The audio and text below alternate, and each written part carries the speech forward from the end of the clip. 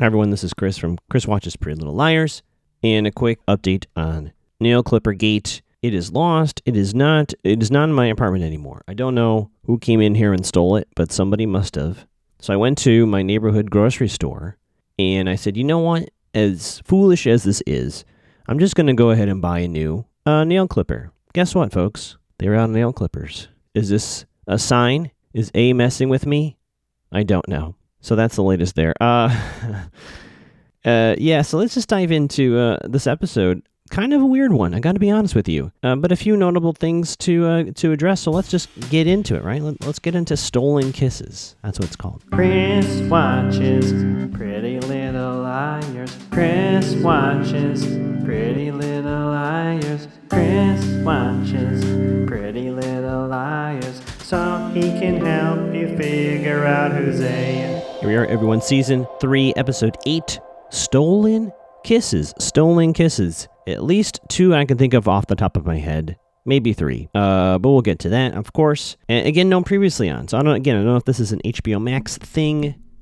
I'm adjusting my mic. I don't know if this is an HBO Max thing or the show didn't do it, right? Or if it's a 2-parter, but no previously on. We just hop right in. We're at the password screen for Maya's website. We don't know if it's actually hers or not, but they are failing terribly. So they're trying to figure out what might be on the site, etc. Emily says to the liars, hey, me and Nate are going to go on a hiking date. Well, I use the word date. I'm sure Emily does not say that word in the show. But I think Nate, I don't know, Nate, what are you doing? But anyway, they're going to go out and they're like, hey, you going to tell Nate about this? She's like, heck no. So we're not going to tell Nate about this. And the decision is made. We've got to find a way to break in. And so Emily tries a password. I've already said that, but she does it right here. She attempts to put something in. We don't see what it is, but she does try to put in a password, and unfortunately, her guess is wrong. We roll right into credits. We start with Arya and Byron at home. Byron's like, hey, you coming home for dinner? I got to pick up Mike, and we're going to do something and make the salad, etc. It's a little tense. And then Byron just finally says it. He goes, hey, BT Dubs, Meredith got the job at Rosewood. How you feel about that? Arya makes a not happy face. And she's like, who's going to tell Mom? And Byron's like, I'm going to tell Ella that my ex-wife-ish and my new GF are working at the same high school. So that is awkward, to say the least. Why Byron thought this was a good idea, I don't know. I mean, obviously Meredith is her own person, but come on. Anyway, Emily and Nate are on their hiking adventure. They reach the boathouse. I guess there's a boathouse that they would go to, Maya and Emily. Really nice. Huge place. I keep forgetting that this is a very rich suburb because I was like, wow, this is really freaking nice. Anyway, there's a joke made that Earth, Wind, and... what did they say? Earth, Fire, and Water. Maya like the elements. So I don't know why I wrote that down. It just kind of stuck out to me for some reason. Anyway, Nate's like, hey, Jenna stood me up. I didn't call her. Then I was waiting for her to call me, and then I called her, and she said something came up, and she can't see me anymore. And Emily's like, well, Cece took care of that, right? And then Nate says something. He goes, I didn't understand how one could kill somebody else. But he's like, I could kill Garrett. So this happens more than once this episode where someone's like, I could kill somebody, which is, I know the show's being all cutesy about it. Like, oh, maybe Nate could do it. And he's like, I don't want you to be scared of me, Emily. Ha ha ha. Cut to Arya. So as Arya walks into Ezra's apartment, singing some little ditty. And standing there is a older woman, and we quickly find out this is Ezra's mother, Diane Fitzgerald. So here's a big secret revealed. Not a big secret, but Ezra Fitz is not his real name. His real name is Ezra Fitzgerald. And he dropped the Gerald part for reasons that we kind of know this episode, but I don't know how true it is. Anyway, there's some event tomorrow night at the Osgood. Diane is going to be there, Ezra's mom, and she kind of sort of invites Arya, I guess, or Arya invites herself. Anyway, they're going to be going tomorrow to this event. Ezra doesn't seem like he wants to go, but looks like they're all going to go, and then Ezra's mom leaves. And then we revisit the issue, one of the many issues on this show, where Arya's like, what does she know about us? And he says, I told her that we started dating after I left Rosewood High School. And Arya's like, ha ha ha, you lied to your mom. And I put in all caps in my notes. It's still not okay. The show is trying to tell its viewers, hey, the issue here is that Ezra was a teacher and Arya was a student. And he is she is 15, 16, and he's 22. That seems to be glossed over by the show. And I guess this is their way to, I don't know. I guess this is their way to say, we recognize this is wrong, but we kind of already did it, so we can't just stop it now. So we're just going to say the issue is that he was her teacher. We'll get to Mom in a moment. A first for me, not a first for me, but a weird moment for me as a viewer later on. We'll get to there. Cut to Hannah and Spencer trying to hack the website. Very unsuccessful. And I thought in my head, I know somebody that can help them. And sure enough, as they're trying, Spencer finally says, you know who could help? Begins with a C, ends in an Aleb, and apparently he's back in town from California after Mom and her accident. Reluctantly, it sounds like Spencer is going to at least talk to Caleb and say, hey, can you help? At least the idea here, at least from what I interpreted from this scene, is that they're going to try to say as little as possible. Well, Spencer was going to like, hey, how do you hack passwords? And then just kind of go from there. Hannah gets a text from Ren with 3 N's saying, we need to talk. And then Hannah runs upstairs. I don't know if it's before or after this. I think it's after Toby bum rushes the front door. Again, no one locks their doors in Rosewood, so no one should be surprised as if people are sneaking around your house. Toby bursts in and says, where is he? He's like Christian Bale Batman. Where is he? Where's Jason? And they're like, what the hell is wrong with you? Why do you need to talk to Jason? And apparently, which actually even I forgot as a viewer. I literally just watched the previous episode because we did kind of gloss over the whole accident, the situation with Spencer, which I think actually is pretty significant. But Toby reminds us of this plot point. He's like, Jason's gone. His house is empty. His car is gone. Everything's locked up. He fled town. He's crossing the state line to get his car fixed. He's going to get away with this. And he's like, Spencer, you lied for him. And then I lied for you. WTF. So Hannah runs away and Spencer's like, and Toby does kind of a Caleb ultimatum, which I thought was interesting that they're paralleling our two most stable relationships. He doesn't say A. He doesn't say, he doesn't go into specifics. But he is saying to Spencer, you got to tell me what the hell is going on here. Or or blank. Like, he needs to be included because he's doing these things and he doesn't know why. And I think that's actually probably pretty fair. I understand the liars not wanting to involve their significant others in this A shit, but they're kind of already in it. Toby and Caleb are kind of already in the middle of it. So, and he's saying, bring me in or, this isn't going to work.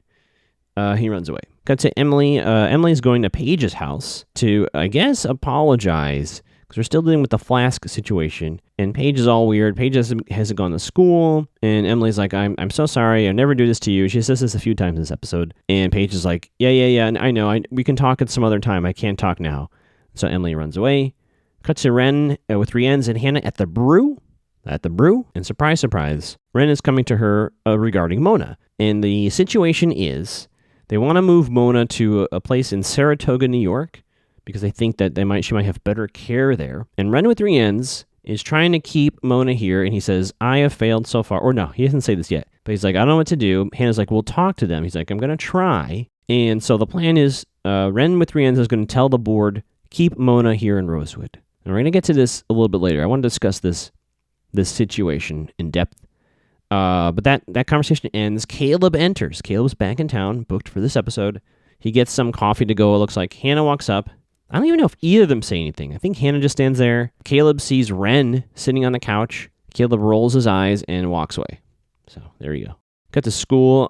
Caleb gets he got a car from his ma. So he's driving a car now. He drove back from California here to Rosewood in this car. Spencer runs up to him, and her first attempt is to say, hey, Caleb, welcome back. Well, how do you hack passwords? And Caleb is like, I need more information. He needs to know which site it is. And so Spencer very quickly, I believe it's 2 scenes later, basically just tells him everything. So we're going to get to that in a moment, but we do cut to Emily and Arya talking about Ezra's mom, and it sounds like Arya's trying to dress up and be impressive to Ezra's mom. Emily's like, this is a Spencer thing. And it's made clear that Ezra's mom is very wealthy. And so Arya's like, wait a minute, if his mom is so wealthy, why are we so worried about money? Why is money such a big issue with Ezra? Cut back to Spencer. I think they're just sitting outside of school at like a picnic table. So Spencer tells Caleb pretty much everything, at least this part of it, the part of that he already knows, right? So she says to him, hey, we know the site probably is Maya's. Mona gave this information, and we're trying to determine, like, is this legit? Is there anything in here that can help us? And Caleb was like, I'm in. anything to do to crush the Mona monster, is what he says. And so he's in. So he's going to help, I think, after school. He walks away, and Spencer gets an A text. Mona's almost gone. Hannah's next, -A. We have a liar meeting at school outside, which is basically a recap of everything we all know so far as viewers.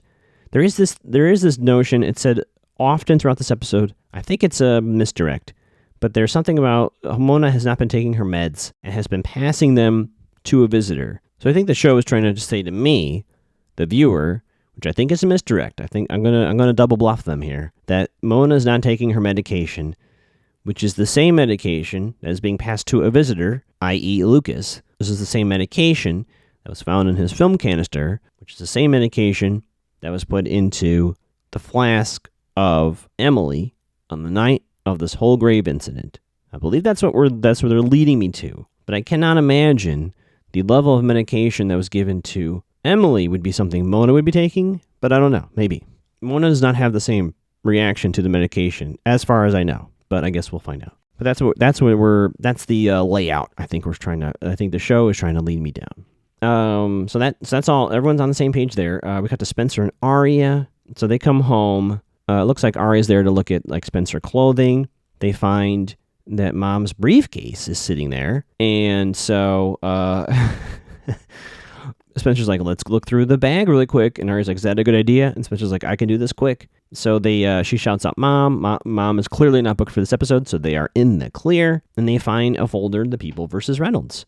And Spencer quickly starts taking photos of the papers, and they're going to review it later on. Cut to Emily and Paige running. I guess they're running partners? I don't know if do I remember that? Anyway, they're running through the woods, and Flask Gate comes up again. A lot is revealed here. Is it here or is it later? No, it's not here. So Emily's like, look, I'm sorry again.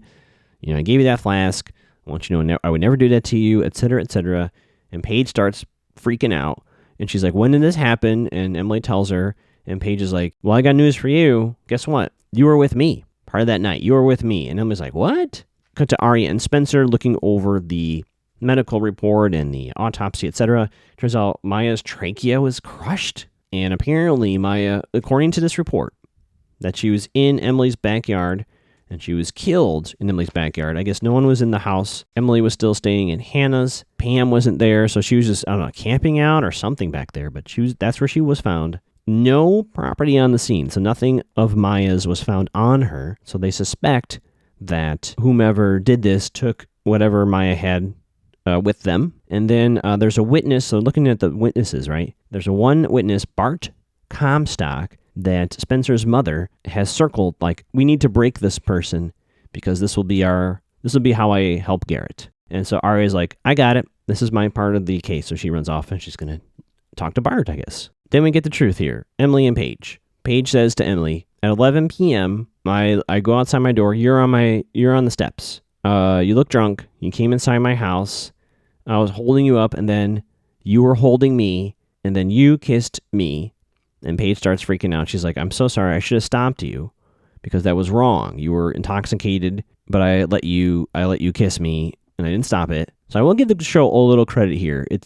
Which actually, very modern shows laugh about these kind of moments. I am glad. I'm not glad for Paige, but I am glad the show is like, hey, this situation where one person was intoxicated would be wrong for physical intimacy. And so Paige actually does recognize that. She says, that was wrong. I should have stopped you, but I didn't, etc., etc. And then she says, I went into the kitchen to get you a glass of water, and then you were gone when I came back. And Emily's like, why didn't you tell me this sooner? It's been, months? And Paige felt bad. She goes, I felt bad. I thought you were just drunk at the time, which I already felt bad about. And then when I found out the level of intoxication, since I drank from this flask too, I felt even worse. And I put in my notes, Paige took advantage of Emily. And at least there's acknowledgement of that. Cut to Radley, Hannah, and Ren with 3 N's. Ren comes out of there and he's like, well, I tried my best, but they said, nope, she's still getting moved. I think it's at this point where Ren's like, you know what? If you talk to them, maybe they would change their mind.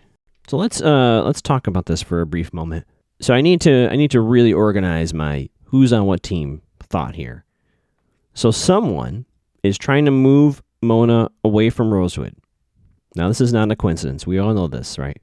One of the A teams is trying to remove Mona from Rosewood, and another A team is trying to keep her here. It's very clear to me that one of Ren with Three Ren's task as part of his A team is to keep an eye on Mona and make sure she doesn't say anything. That's very clear to me. Lucas, I don't know what side he's on, but obviously he's in the middle of this too. The fact that he is recruiting Hannah to talk on Mona's behalf to keep her here tells me that Mona, whoever is looking after Mona on that team, is trying to move Mona away because either she is in danger and or she might say something. So that's the two sides we have here. So I don't understand.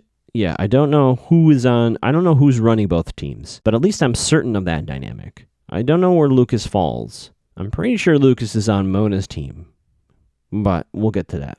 Cut to Arya. She goes to a theater. I thought the theater was like closed, but I guess it's just early. I don't know. At any rate, she goes in there, and we meet someone I know in real life, Ptolemy.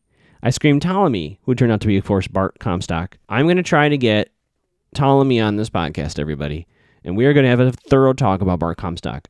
He was an improv teacher and coach of mine. Have I actually performed with him? Yeah, I think I've actually done a few shows with him. So that's not me name dropping. That's me saying if you've waited 10 years to hear the thoughts and backstory of Bart Comstock, well, this is even better than Jonah. I met Jonah a handful of times. Me and Bart are buds. This might be the closest to me getting an actual guest from the show on this show, so stay tuned, folks. I'm very excited. I have no idea what the email is going to say to Ptolemy when I say, hey, do you want to talk about a character you did 11 years ago for a few episodes? But I think it might happen. Anyway, so we meet Bart, and he's, we'll get to Bart in a moment. So we cut to Caleb and Spencer. They're doing some hacking, and turns out he has a new computer, he has some new clothes, and Spencer's like, wow, yeah, a lot of nice new stuff, and he's kind of dismissing it. He's kind of laughing about it. And something they're doing this episode, which they've been doing all season, I sense a little spark here with Spencer and Caleb. I could see it working out. I could see it. By accident, I paused my HBO Max, and there's a moment where Spencer's touching Caleb's arm. I was like, ooh, what's this? Come back to Bart and Arya in the theater, and basically Arya says to him, what did you see that night? And he said he remembered the gals, whatever that means. So I don't know if he had seen Emily and Maya there previously, but he said that night, the night that Maya was, quote, killed, end quote, he saw Maya get into the car with Garrett, the police officer. So he said that's what he saw from his theater. He saw this. So that's why he is being called to the witness stand. Now, of course, that's about it for this episode for him. We don't know yet what Mom sees as the issue with his testimony, but that's his place in this situation. Got back to Caleb and Spencer. Guess what? Caleb gets in through the back door, and there's just a ton. It looks like an old MySpace profile. There's just like a ton of videos. Maya's reading some sort of novel or some quote. Maybe I should have researched it. I didn't instinctively see any relevance, but it is really Maya's site, so it's not a fake thing as far as they can tell. And then Maya says on the video, this site is cursed, and then she like falls down laughing, and for some reason Spencer and Caleb are freaked out by that. We have Arya and Spencer on the phone. Arya's getting the details on this, and she tells Spencer what Bart Comstock knows, and then we slowly move to Arya's point of view here at the Osgood Museum. So we're going to do this date with Ezra and then meeting Ezra's mom, I guess. So they're at the museum, and it turns out, another secret revealed, Ezra's grandparents are someone named Lyle and Frances Springer, who own this museum, who are super, super, super wealthy. I wrote down guilty. I forgot why. Oh, yeah, Ezra says something about guilty, so I thought that was interesting. So he's been lying. I don't want to say he's been lying, but he's been hiding his family history for a long time. Ezra left a lot of family money behind for, I guess, whatever this is. They smooch, and we get a shot of Mom spotting the smooch. Come back to the boathouse. I guess Emily goes back there at night. Nate also shows up, kind of scares Emily because she wasn't expecting him. He's like, I wanted to see you tonight because you and Maya were here. And then Emily says to Nate a, quote, hypothetical. Do you do things when you don't know why you do them? Which is, I said it awkwardly and so did she. Nate says, it's always you. He says, you could be drunk. It could be even in your dreams. Everything that you do from those distorted points of view is still you. And so that is real, which Emily's asking about her kissing Paige, right? But Nate doesn't know that, of course, and he takes off his coat and gives it to her like this is a Jane Austen novel, and she takes it. I think Nate still is into Emily.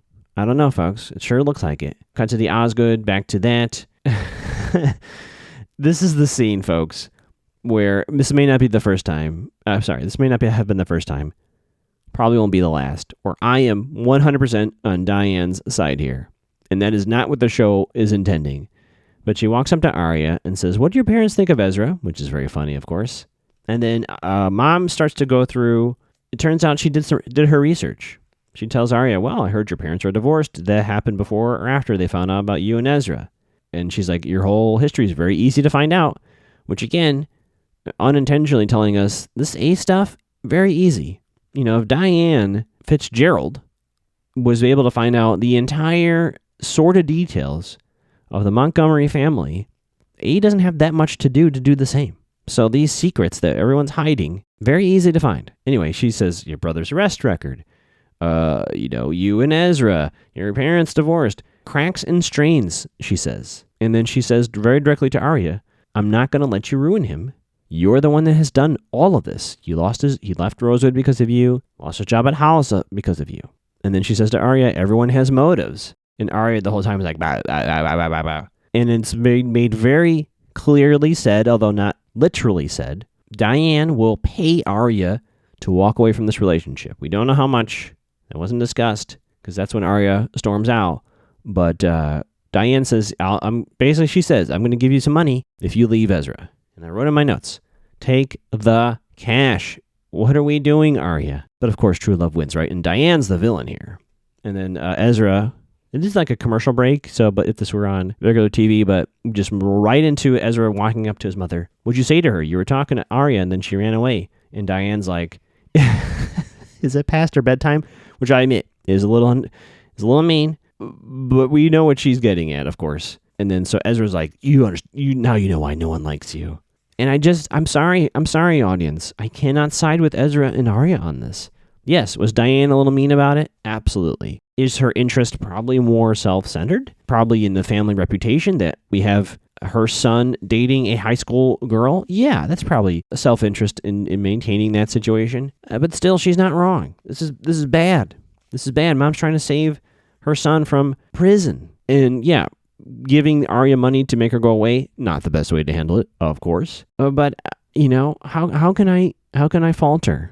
This is bad. And Diane, in her way, is trying to save the situation from the two of them. Well, of course, that's not going to happen. Cut to Hannah talking to the board, and of course, I don't want to say it's cliche, but she's reading off her note cards. It's very awkward. And finally, she puts down the note cards, and we get the heartfelt plea to the board, which Hannah does love Mona. That is no doubt in my brain, and I do think Mona cares a lot for Hannah. The actual reason here is a little... She says Mona made sure we didn't disappear. Basically saying we were not popular before, and thanks to Mona, we are, kind of. But I think the spirit of the speech here is that she is her friend, and she won't know anyone in Saratoga. She's here in Rosewood. Hannah could be there for her as her support system. And then she says something, "a brown rat's ass," which was so specific of a thing to say. It really stuck out to me, and even Ren kind of wrinkled his brow. Why is he sitting in there? I don't know. So the board has no lines. They actually don't even move. I wasn't even sure they were alive. There's just three dudes sitting there staring blankly at Hannah. And then she leaves. Cut to Paige and Emily at the pool. Emily comes back, and I guess she talked to Nate and had the realization. Paige, again, this is the second person this episode. She goes, "If I find out who did this to you, Emily, I'm going to kill them." So she's another person who wants to be violent. And then, of course, Emily's like, "Thought about it, and let's smooch." And so they started kissing. So we called it a few episodes back. The show was leading us here for a long time. We have Arya and Ezra, a relationship I would like to see no more. And if anybody Emily is interested in, the last person should be Paige. Now, I don't want to try to negate Emily's feelings here, but as a viewer, I would be like, Emily, this person tried to drown you. What are we doing? But, I guess we just got to roll with it. Cut to Arya and Byron. So Arya ran home. She's kind of upset. And she says to her dad, I can't believe she says this to him, but she says, did I ruin Ezra's life? Now, Byron could have gone all in here. I think rightly so. He says he feels Ezra ruined Arya's life. But he does in the moment say, you can never do that. You would only bring joy to people's lives. She starts crying and they hug. I hope to God this isn't Byron coming around on Ezra. My God. But it is a father-daughter moment. They've been pretty divided up until this point, so I guess that's something. We're almost done here. Hannah and Ren with 3 ends. Ren comes out. Big surprise. Mona is staying thanks to that talk. They're going to delay the transfer. It's not done. It's not gone forever. It's at least delayed. And then Hannah kisses Ren. What the fuck? They don't really acknowledge it. Ren does kind of go, oh, I didn't think. But yeah, that happens. Another stolen kiss. And then she gets a text from the Team Liars regroup time. And it's important to note that for this final scene, Emily's not here. So the other 3 liars are watching. There's just a ton of videos on the website. They're going through videos. Some seem to be a little more private than others. They finally land on one final video. And it's Maya in the street. She's wearing that hat of hers. And she says, I got to face my fears. And we cut to Emily and Paige swimming in her pool. I guess that's, how they relate. So they're swimming in her pool. So she's not there. And they're like, Emily has to see this. And what we see in the video is Maya saying this thing about facing her fears. There's something that she knows. And then we see police car headlights. So it does track with what we know from Bart Comstock. But we don't know actually who is behind the wheel of said police car. And then for our post-credit sequence, back to what the fuck for these. Someone in gloves getting a whole bunch of cash. It looked like, I don't know exactly. It looked like someone was getting $300,000 worth of cash. That's what it looked like. I'm sure we'll get an official figure someday soon. So what do we think, folks? The mixing and matching of the relationships, which, usually I don't focus too much on my show, but it is clear they're trying to insert drama, with mixing and matching here. We have Hannah and Ren flirting, and then we're flipping it with Spencer and Caleb kind of flirting. I'm not quite sure what's going on with that. We do not like Arya and Ezra together. We do not like Emily and Paige together, so it is just a shit show of romance here on the show, which I guess, it's a TV show. We can't have them just be in good relationships for 7 seasons, so yeah, so there we go. So that's happening. Bart Comstock, I'm sure we're going to see more of him. We'll see what's going on. I'm guessing what's going to happen is it's not going to be Garrett in the police car. Who the hell is in that police car and not Garrett? I have no idea, but I'm assuming that's where we're headed. That's going to be the big reveal there. And then the teams, the A teams. So in aligning my teams, I don't know who's on what team. Because I do think one team of A's is Ian, Melissa, and Ren. Right? I think they're a team. I think another team is Mona, Wilden, and I guess Lucas on Team Allison.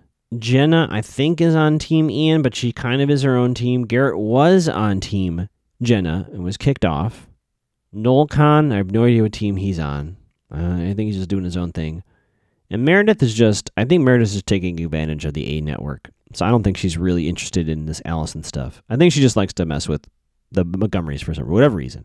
So the last thing I want to think about here is why this Mona shift? What does Mona know that Ren needs to know? Because Ren can't apparently follow Mona to Saratoga. So what does Ren need from Mona? Aside from just keeping an eye on her, well, she knows the identity of the person who put her up to this. And I think, this is my prediction, I think Ren with 3 ends is on the team that dug up the grave, did all that stuff. And because Allison contacted Mona, he is trying to find Allison. And so he's staying close to Spencer. And then I guess now he's staying close to Hannah. He definitely was trying to earn her trust this episode, Hannah's trust. And I think he's trying to find where is Allison. And in fact, I think a lot of the stuff I said it last episode, I think he is trying to get to Allison. Because, to go back to an old theory of mine, I think potentially when Ian and Melissa thought they killed Allison, right? Because they did something, Melissa lost control, she hit Allison, she's like, oh shit, we killed her, and then they dug her, they buried her. I do think Ren with 3 ends was involved in that somehow, whether he faked the report, or that Allison went to him for medical attention. Of course, if that were the case, he would already know that she is alive, so I think I have to revise that theory. I think he definitely helped forge the report and made it seem like, yes, indeed, she's dead, etc., etc. I don't know, maybe people are double agents. Now I'm getting confused, because then Wilden, I think, helped cover up Allison's fake death. But those two would have to communicate. We know for sure Wilden and Garrett are not on the same team. That is very clear, too. But I think there's people playing for more than one team. I think Lucas is being bounced around. I think he's helping Mona, but also helping, he was helping Noel. Oh, boy, it's confusing, isn't it? My brain's hurting, so I think that's all I'm going to say for now. I've been Chris. You can find me on Twitter and Instagram at Magoogs, occasionally Twitching Mac to the Gal. I'm going to have like a Halloween stream on Halloween. It'll be, I don't know if I'm going to be able to pull it off. I'll be honest. I committed to doing a 12-hour stream. That's a long time to be sitting in a chair, but I said it, so I'm going to do it. But feel free to pop in and say hi. Mac to the Gow, G-O-W. Spooky games, probably not a lot of PLL talk, I'll be honest. But if you come and chat and mention Pretty Little Liars, just don't spoil it for me. We'll talk about it, if we can. I'll probably be playing a game that's making me scared, so, yeah. Yeah, I think I've said way too much as it is.